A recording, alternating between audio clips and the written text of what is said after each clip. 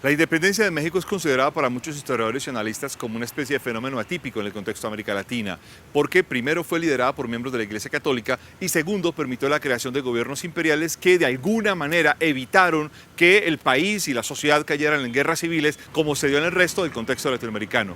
Esto permitió que México se consolidara rápidamente como una economía, como una nación, como un Estado. Sin embargo, no evitó que luego, para la segunda mitad del siglo XIX, se perdiera una parte importante del territorio en las guerras y en las confrontaciones con los Estados Unidos.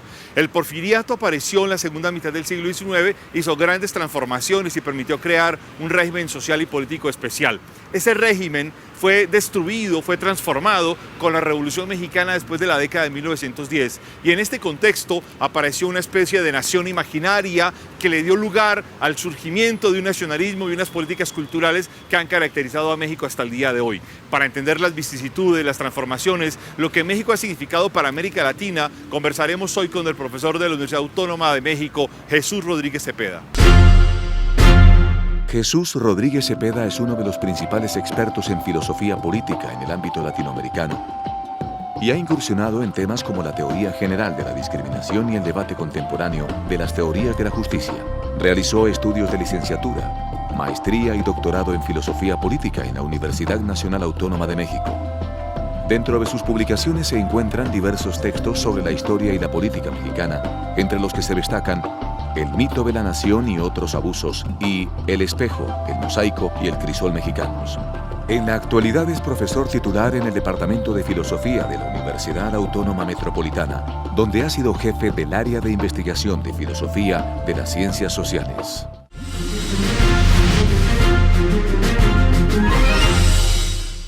Profesor Rodríguez Cepeda, muchas gracias por estar con nosotros en Hechos y Relatos de Nación. En este enfoque sobre la independencia de México, ¿podría usted explicarnos cuáles particularidades tuvo la independencia de México, llamada o de Nueva España en este momento, el momento de la disolución del Imperio Hispánico, con respecto al resto de los países de América Latina y todo este proceso? Claro, bueno, antes que nada, muchas gracias por la invitación y la oportunidad de estar otra vez en la Universidad Nacional de Colombia.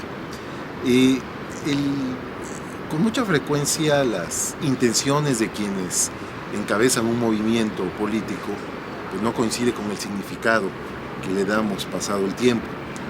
Y yo creo que lo más notorio, un ejemplo notorio de esto es el proceso de independencia de lo que ahora es México, la Nueva España en ese momento, y en alguna medida los procesos de independencia del resto de los países hispanoamericanos. Ahora que estamos celebrando los 200 años de los procesos, del inicio de los procesos de independencia, de los levantamientos o de las rebeliones de independencia que habrían de concretarse al menos una década después. Lo que encontramos en efecto, y el caso de México creo que ahí no se distingue demasiado del resto de países en Hispanoamérica, es que se trató de un movimiento fundamentalmente conservador. En su origen se trató de un movimiento que lo que pretendía era pues responder a la ocupación que en ese momento se había hecho de España por parte de las tropas francesas y la instalación en el poder español de José Bonaparte. Y por lo tanto esta suspensión de Fernando VII en el trono español dio el aliciente, fue el acicate de fondo para iniciar estas reclamaciones y declaraciones de independencia que lo que pretendían era restaurar el reconocimiento al soberano que no estaba ocupando su lugar. Eso que usted dice que es un movimiento esencialmente conservador explicaría que sean básicamente dos sacerdotes, Hidalgo y Morelos, los que encabecen todo el movimiento independentista en el caso de México. No solo porque es muy difícil desligar la religión de prácticamente todas las fuerzas políticas. Me refiero un poco al discurso restaurador que anima estos procesos de independencia. La idea de independizarse, hay que reconocer que la idea de independizarse de España, de nuestros países, era anterior, por lo menos desde 1808, ya hay movimientos en ese sentido. Sin embargo, en 1810 lo que tenemos es esta evidencia de la pérdida del poder de la monarquía, una enorme debilidad y un intento de las élites criollas en América de tomar el poder y hacerse cargo de la conducción de los estados americanos. Yo creo que el discurso de la legitimidad monárquica, el reclamo y el juramento de fidelidad a Fernando VII van por ese lado, en el sentido de garantizar un control que ya no se puede, un control de manera local que ya no se puede garantizar desde la península. Este es un rasgo interesante y ello explica por qué creo, digamos, el primer tirón de estos movimientos independentistas tiene un discurso promonárquico, tiene un discurso que no habla un claro lenguaje republicano, pero en la marcha de los acontecimientos se va generando ya un discurso genuinamente soberano, republicano, que es el que veremos aparecer. ¿Eso se puede ver reflejado, por ejemplo, en los proyectos de Iturbide y Benito Juárez? Son distintos. La revolución de independencia mexicana culmina con una monarquía, curiosamente, con una nueva monarquía. En 1821 se logra por fin, ya a través de un proceso de negociación empujado por la presión militar, pero se logra el reconocimiento de la independencia de México y se establece un imperio que dura 2 años, que es el de Agustín de Iturbide y que luego será sustituido en 1823 por la República, misma que se dotará en 1824 de su primera constitución, que siendo republicana, sin embargo, todavía recoge estos elementos bastante tradicionales, como la oficialidad del catolicismo como religión única, el centralismo político, aun cuando ya la figura del rey, de cualquier rey, incluso el propio emperador mexicano, ya no está reconocido. ¿Y el proyecto de Juárez en qué, digamos, concreta? A mediados de siglo. Todavía ¿Está más relacionado con el surgimiento del modelo federal en México? Claro, y el momento histórico de Juárez tiene que ver con la segunda constitución mexicana del siglo XIX, la constitución de 1857, que curiosamente no es legislada en el gobierno de Juárez, sino en el gobierno de Ignacio Comonfort. Sin embargo, Juárez es uno de los grandes impulsores, con el grupo liberal que él encabeza, es el gran impulsor de este diario y da lugar a lo que algunos historiadores muy perspicaces han llamado la segunda independencia. La primera independencia fue la independencia territorial y soberana respecto de España, pero la segunda independencia se concreta cuando México se define constitucionalmente como un Estado laico. Laico y federal. Y federal, representativo, ¿no? Es decir, cuando se asume como una entidad política moderna y empieza a cortar sus lazos con el corporativismo eclesiástico particularmente. De hecho, a la luz de la Constitución de 1857, en ese contexto, se emite una serie de leyes muy importantes en México que yo diría son el complemento del propio sentido de la Constitución, que son las leyes de reforma. Su nombre lo indica, tiene que ver con una reducción de los poderes, atribuciones, canonjías, privilegios de la Iglesia. Y eso marca claramente al régimen político en México en la segunda mitad del siglo XIX, precisamente como un régimen de laicismo militante. Se expropian bienes eclesiásticos, se crea el registro civil, porque hasta entonces el registro de todos los actos de población, los actos demográficos, digamos, los tiene la Iglesia. Se avanza en la idea de que la educación ya no debe estar controlada por la Iglesia, se le quita fueros a los sacerdotes, etcétera, etcétera. Uno de los fenómenos más importantes en todo este proceso bicentenario de México tiene que ver con la guerra con los Estados Unidos y el papel de Santana. ¿Cómo surge este proceso de enfrentamiento con los Estados Unidos? Bueno, el enfrentamiento que se da antes del periodo juarista, se da en los años 30. En realidad es un resultado, yo diría, casi lógico de la debilidad del Estado mexicano recién formado. Recordemos que la extensión territorial de México tenía que ver también con un territorio prácticamente despoblado. El norte del país, si hoy día viajamos de Ciudad de México a Bogotá en 4 horas, pues ahora la frontera norte actual de México nos queda prácticamente a 4 horas. Esto quiere decir que todavía hacia el norte tendríamos que seguir avanzando y hubiera seguido siendo México de haber permanecido la unidad nacional del 19. Lo que sucede es que se dan 2 procesos en ese periodo. Primero, la rebelión e independencia de Texas, que se proclama Estado soberano e inmediatamente pide su adhesión a los Estados Unidos. Y desde ese emplazamiento se da la invasión norteamericana, que reclama el pago de distintas deudas, una débil defensa militar encabezada por Santana, y luego un proceso que siempre ha estado oscuro de negociaciones, en los cuales, mediante los cuales Santana cede finalmente más de la mitad del territorio nacional.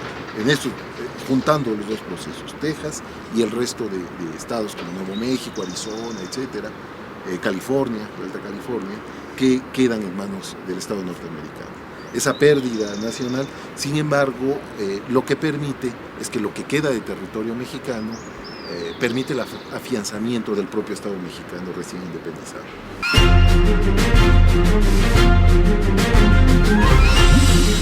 Pasando a una perspectiva diferente a esta, la de México en el siglo XX, hay un personaje fundamental quizás para este periodo, que es Porfirio Díaz. ¿Cuál es el papel de Porfirio Díaz en la historia mexicana? Es un papel muy complejo. Hay que reconocer que Porfirio Díaz fue el primer modernizador autoritario, porque hemos tenido varios, ¿no? Porfirio Díaz era un militar liberal, muy cercano a Juárez en un primer momento, incluso era paisano de Benito Juárez, y fue uno de los militares que defendió el programa juarista contra los franceses.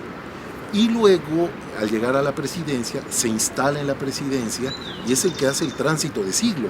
Permite pasar del 19 al 20 con un modelo de Estado de desarrollo capitalista, con la apertura a la inversión extranjera, con la modernización del sistema ferroviario, por ejemplo, la introducción de nuevas tecnologías, políticas migratorias de puertas abiertas, y por otro lado un rechazo completo a las movilizaciones y demandas de tipo popular, indígena, que no habían sido resueltas por la tradición liberal, lo que lo hace enfrentarse, por ejemplo, a los movimientos de trabajadores, a los movimientos obreros, a algunos movimientos indígenas, a los que enfrenta con mano dura durante los primeros 2 lustros del siglo XX, y que llevan al estallido en 1910. En México nosotros celebramos 2 cosas, o recordamos 2 cosas, tal vez celebración en un momento tan difícil para nosotros ahora sea una palabra excesiva, pero recordamos 2 hitos históricos: la independencia hace 200 años y la revolución, el estallido de la revolución hace 100 años. E incluso a veces por convicción política la gente se acerca a celebrar más una que otra, porque los ideales de la construcción de la soberanía no son necesariamente los ideales de la justicia social de la revolución de 1910. La revolución pretende de alguna manera forjar un Estado mexicano más fuerte, federalizarlo más. ¿Hacia dónde tiende la revolución? Esa es una discusión que los historiadores han tenido de manera muy álgida, no pretendo resolverla. Yo tengo la impresión de que lo que genera la revolución es un Estado muy débil. Genera un Estado que es autoritario, y la ruta del autoritarismo es su vía de fortalecimiento, abandonando la vía que se planteó en los años 20, que era la vía de un constitucionalismo de corte libero-social, es decir, que hubiera conjuntado la tradición liberal del siglo XIX con las demandas sociales de derechos laborales, de reparto agrícola, de educación pública, de salud, etcétera, que venían de la revolución, ¿no? aunque ese camino era un camino transitable y fue defendido por distintos partidos, como el Partido Liberal Constitucionalista, que fue muy fuerte en la década de los 20, este movimiento o estos movimientos fueron derrotados por lo que hoy día es el PRI, que en 1929 se hace cargo del poder. Plutarco Elías Calles, el líder militar en ese momento, hace una alianza de caciques militares, digamos que elimina también a sus adversarios, a los que no se avienen con esta alianza, y genera esta estructura política singular del Partido Revolucionario Institucional, que por un lado mistifica esta historia que hemos venido comentando, pero por otro lado ejerce un gobierno autoritario que por vía de los hechos va desatendiendo y traicionando todo lo que constitucionalmente había quedado estipulado. Hay una escena importante posterior hacia la década de los 20, del final de la Revolución, que tiene que ver con lo que se llama la Guerra de los Cristeros. Sí. ¿Qué significa esto en el caso mexicano? La Guerra de los Cristeros es uno de los típicos momentos del jacobinismo mexicano. Este proceso de reforma de finales del siglo XIX heredó a la Revolución también fuertes dosis de anticlericalismo e incluso jacobinismo. Pero hay que recordar que en México existe un poderoso catolicismo popular. Este catolicismo popular en el centro del país, en estados como Guanajuato, San Luis Potosí o Jalisco, animó movimientos que se opusieron al gobierno revolucionario y en la década de los 30, ya con el gobierno de Plutarco Elías Calles, hubo levantamientos militares que, por ejemplo,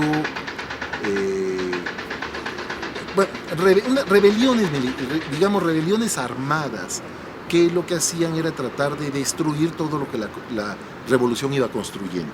Por ejemplo, la educación rural. Los cristeros les cortaban las orejas a los profesores rurales, ¿no? Porque venían a diseminar ideas contrarias a la tradición.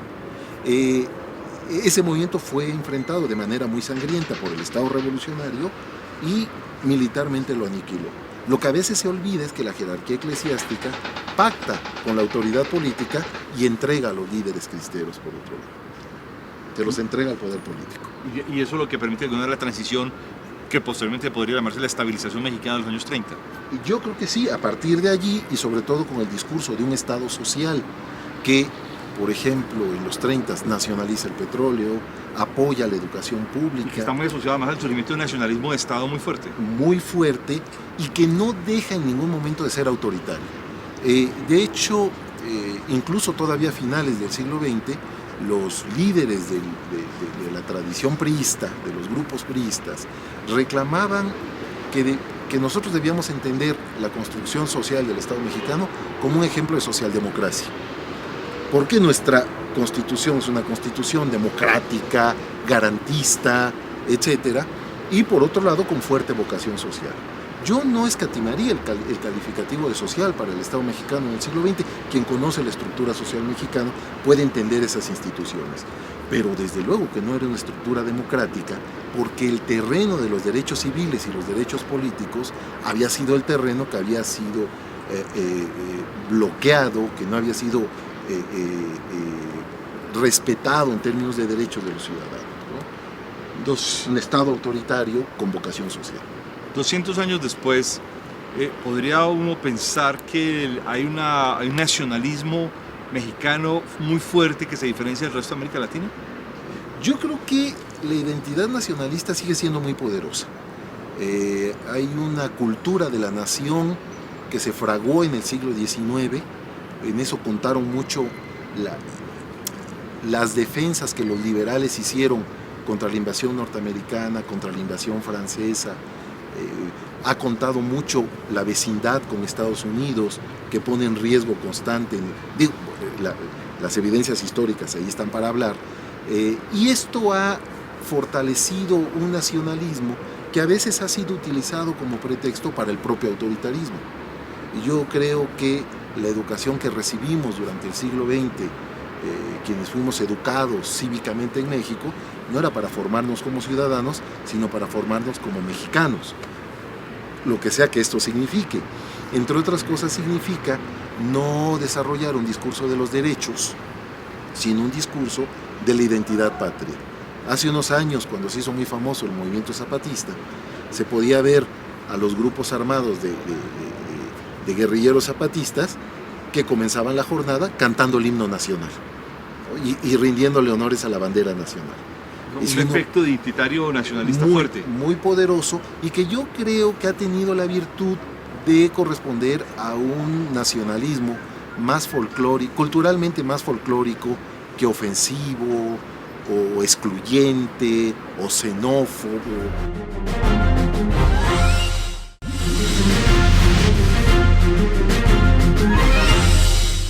200 años después, ¿cree usted, profesor Rodríguez, que el nacionalismo mexicano sigue siendo muy fuerte, incluso diferenciador de lo que es la sociedad mexicana con respecto a otras sociedades en el contexto de América Latina? Sí, yo creo que este proceso en el cual está presente la tradición del siglo XIX y la identidad revolucionaria del XX, se expresa finalmente en una identidad nacional muy poderosa. Yo siempre tengo presente el ejemplo del levantamiento zapatista, con los guerrilleros comenzando su jornada, haciéndole honores a la bandera y cantando el himno nacional. Lo mismo que seguramente estaba sucediendo en los cuarteles de los soldados que tenían que cercarlos y atacarlos. La verdad es que ha sido un nacionalismo mal usado, porque sirvió como mecanismo de legitimación del régimen político. Se identificaba precisamente la identidad nacional con el modelo político que había sido construido en el siglo XX. Y un nacionalismo del cual estuvo ausente durante mucho tiempo un proceso de ciudadanización, de desarrollo de una ciudadanía consciente de sus derechos, etc. Yo diría que solo a partir de los 80s y luego con fuerza en los 90s, que tenemos el proceso de transición democrática, se puede hablar de que cambian las claves de identidad social para pensar más en la construcción de ciudadanos que en la construcción de mexicanos, ¿no? Como sujetos del nacionalismo. La transición del siglo XX al XXI, la década de los 90, trajo en México un cambio muy importante, que fue la salida del PRI del poder político. Sí, y eso significó también una especie de transición, de modernización, de alteración, tanto del modelo del Estado como del modelo de la nación. Yo creo que sí, pero uno cuando evalúa procesos de transición tiende a encontrar los momentos fundacionales. Y quien ve de manera superficial, comenzando por muchos analistas mexicanos, quien ve de manera superficial el proceso de transición, puede creer a veces que la democracia en México aparece en el año 2000, cuando triunfa el Partido Acción Nacional con la candidatura del pésimo presidente que resultó ser Vicente Fox. Yo tengo la impresión de que hubo alternancia porque ya había juego democrático. Y este juego democrático se fue fraguando desde los procesos de negociación política que vienen desde los años 70. La transición mexicana es un largo, accidentado camino de negociaciones, de avances y retrocesos, de pequeños logros, de regresiones, que tarda mucho tiempo en fraguar, y cuando fragua lo hace con unas élites políticas bastante incompetentes, que aunque logran finalmente depurar de muchos de sus vicios al sistema representativo, no nos permiten transitar a una democracia de calidad. Tenemos una democracia electoral más o menos golpeada, pero funcional, pero el problema de la transición mexicana es que no se ha reflejado en la construcción de un sistema sólido de instituciones que garantice efectivamente los derechos constitucionales prometidos. Y actualmente estamos en una disputa entre México y Brasil con respecto a su preeminencia, tanto con América Latina como una especie de mediación de la relación entre América Latina y los Estados Unidos. Sí, claro. Digamos, una de las cartas fuertes de la política mexicana en el siglo XX fue su tradición diplomática. Esta era una tradición que si bien fue modélica en muchos terrenos, también fue bastante hipócrita en otros, hay que decirlo. Es decir, México nunca, aunque enarboló siempre el principio de no intervención, pues esto lo utilizó también para que no se revisaran sus déficits en materia de autoritarismo y falta de respeto a los derechos humanos, por ejemplo. Y también el modelo diplomático ha tenido que sufrir transformaciones y no ha encontrado un nuevo equilibrio. Esto en un momento en que, por ejemplo, Brasil, por su fuerza económica, por su pujanza actual, incluso por cierto carisma de su presidente actual, ocupa un lugar más destacado. le ha quitado, en efecto, creo, cierta capacidad de negociación a México. Sin embargo, México tiene una tradición bastante asentada de diplomacia profesional que, bueno, bien que mal, no con los mejores resultados ahora, pero va lidiando con esta agenda tan compleja. ¿Y hacia dónde va la consolidación del Estado mexicano? Eso habría que verlo. Yo tengo la impresión de que México atraviesa por un momento muy difícil. Hay en riesgo muchas cosas. Por ejemplo, tenemos la existencia de una autoridad débil frente a los embates del crimen organizado. Tenemos una penetración del crimen organizado en amplios sectores que debían garantizar la seguridad ciudadana. Esto puede tener consecuencias desastrosas en el corto y mediano plazos para no ir más lejos. Sin embargo, creo que el país con todo tiene recursos institucionales para poder, si se logran los acuerdos políticos adecuados, si se actúa de manera responsable, para poder enfrentar estos problemas. Es un momento, yo por eso me refería hace un momento a que estas fechas de celebración, pues tal vez lo que menos se nos antoja es un lenguaje de fiesta, porque las cuentas que se pueden dar ahora de la política mexicana son muy escasas, son muy pobres. Bueno, sin embargo, precisamente por la posibilidad de hacer una reconstrucción histórica, podemos entender que se ha pasado por momentos de equivalente gravedad y que ha habido soluciones que han podido ir construyendo el país. Tal vez se pueda hacer algo parecido. Rodolfo Rodríguez, muchas gracias por su participación en Hechos y Relatos de Nación. Al contrario, gracias a ustedes.